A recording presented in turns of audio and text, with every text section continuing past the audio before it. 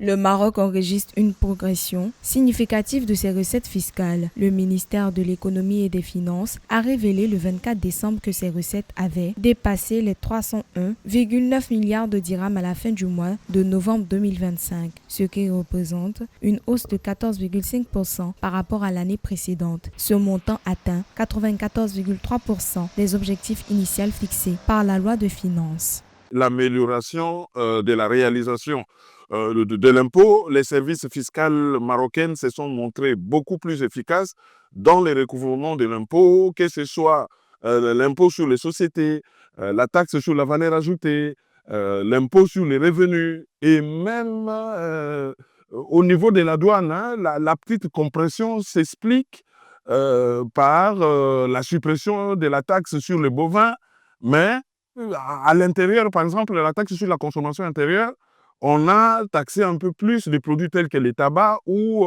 des produits énergétiques polluants. Donc, c'est une efficacité qui est le résultat d'abord de toutes les réformes fiscales qui ont été mises en place.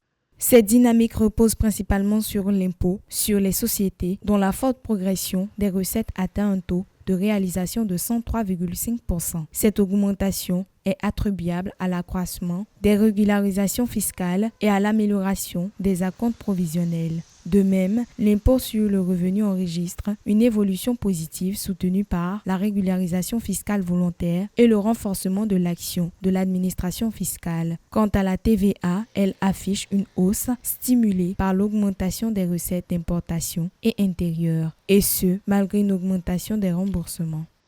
C'est un phénomène durable à moyen terme qui n'est pas lié à des facteurs conjoncturels, c'est plutôt structurel. Parce que le Maroc est l'une des rares économies de l'Afrique et du Maghreb qui progresse le mieux.